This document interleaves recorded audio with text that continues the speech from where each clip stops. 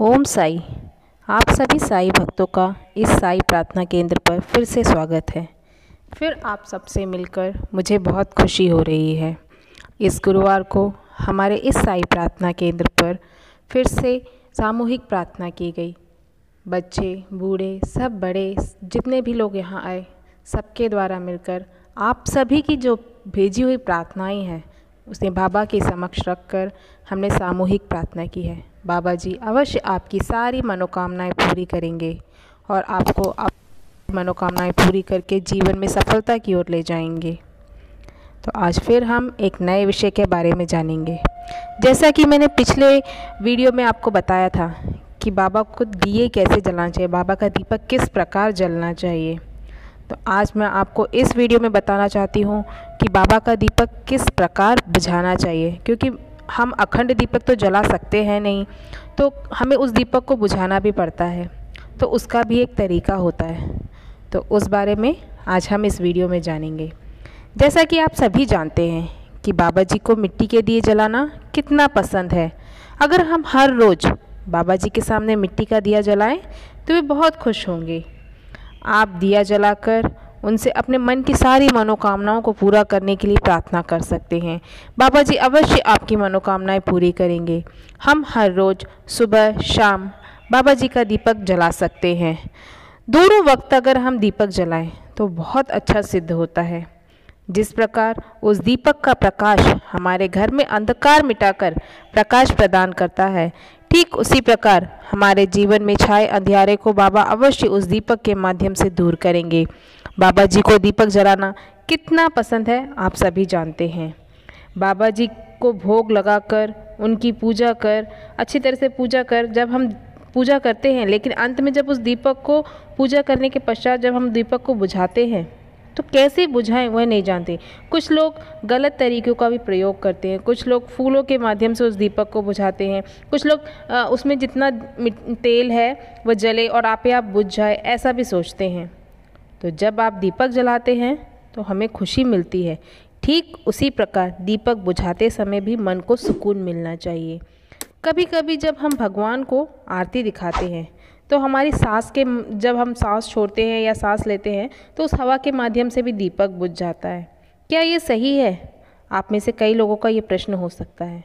तो दीपक बुझाने के लिए हम कई बार भगवान को चढ़ाए गए फूलों का प्रयोग कर दीपक बुझाते हैं।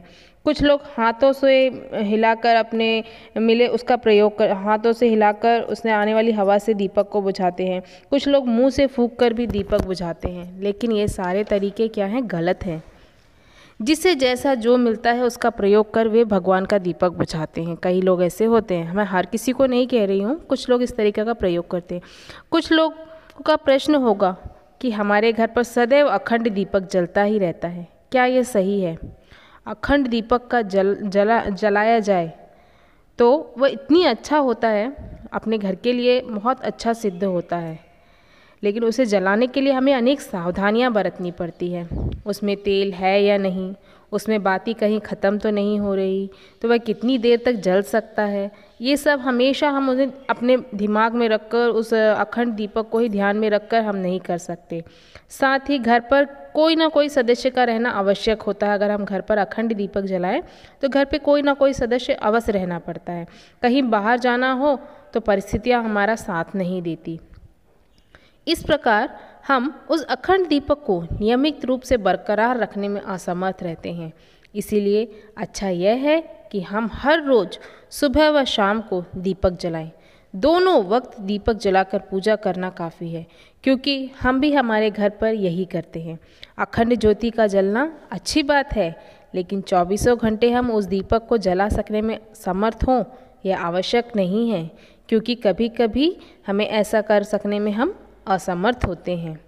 साथ ही एक और विषय पर हम ध्यान दें कि हमने बाबा के सामने दीपक तो जला तो दिया, लेकिन उस दीपक को बुझाने के लिए हम क्या प्रयोग करें? तो इसके लिए हम एक तीली या एक छोटी सी तीली की मदद से उस बाती के दिए को अंदर कर दें। उस जो बाती होती है, दिए की जो बाती होती है, उसे तेल के अंदर कर दें। इस प्रकार हम दिए को बुझाएं, ना कि अन्य फूलों व हाथों से हम दीपक को नहीं बुझाना चाहिए, बल्कि दिए की तीली को दिए के अंदर तेल में किसी तीली की मदद से या छोटी सी लकड़ी की मदद से डाल दें। और जब हम दीपक को बुझाएं तो अवश्य अपने इष्ट देव का नाम लेकर दीपक को बुझाएं। जैसा कि मैं जब दीपक बुझाती हूँ तो ओम श्री साई राम का नाम कहती हूँ। ऐसा करने से ही वह दीपक जलने का फल हमें पूर्ण रूप से प्राप्त होता है। कभी कभी कुछ लोग सुबह दीपक जलाते हैं, पूजा करते हैं, फिर अपने काम पर लग जाते हैं। वे दीपक पर ध्यान ही नहीं देते कि उसमें तेल है या नहीं, बाती है या ज़्यादा है, कब तक जलेगी, इस बात का भी वे ध्यान नहीं रखते।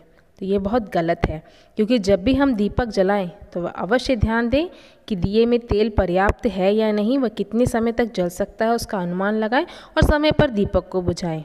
अगर आप ऐसा करने में असमर्थ हैं तो आप एक बड़ा दिया खरीद सकते हैं और इसका प्रयोग करने से क्या होता है, बड़े दिया कम से कम 1 घंटे से अधिक समय तक जल सकता है और आपका ध्यान भी दीपक पर पड़ा रह सकता है। जब आप सुबह दीपक जलाएं तो उसे कम से कम 10 या 5 मिनट के लिए में ही ना बुझा दें, क्योंकि कम से कम हम आधा घंटे का उसे दीपक जलाना चाहिए, क्योंकि दीपक जलाकर उसे तुरंत नहीं बुझाना चाहिए। हमारे घर पर दीपक का प्रकाश जितना अधिक होगा वह हमारे घर के लिए उतना शुभ होगा। हो सके तो दिए को सप्ताह में 2 या 3 बार साफ करके रखें। उसमें हल्दी और चंदन का कुमकुम का तिलक लगाएं और फिर दिया जलाएं। ऐसा दिया जलाने से उस दिए की जो शक्ति होती है वह बहुत अधिक होती है। घर पर हमेशा चहल पहल और खुशी के लिए घर पर दीपक का जलना आवश्यक है। हमारे घर के अंधकार को दूर कर हमें प्रकाश प्रदान करने में यह दीपक बहुत ही सार्थक साधन है। इसीलिए हमारे घर पर हर रोज़ सुबह शाम दोनों समय दीपक जलना बहुत अच्छा माना जाता है। शाम को 6 बजे दीपक जलाएं और सुबह 6 बजे से पहले दीपक जलाएं। अवश्य आपके जीवन में बड़ी बड़ी खुशियाँ आएंगी।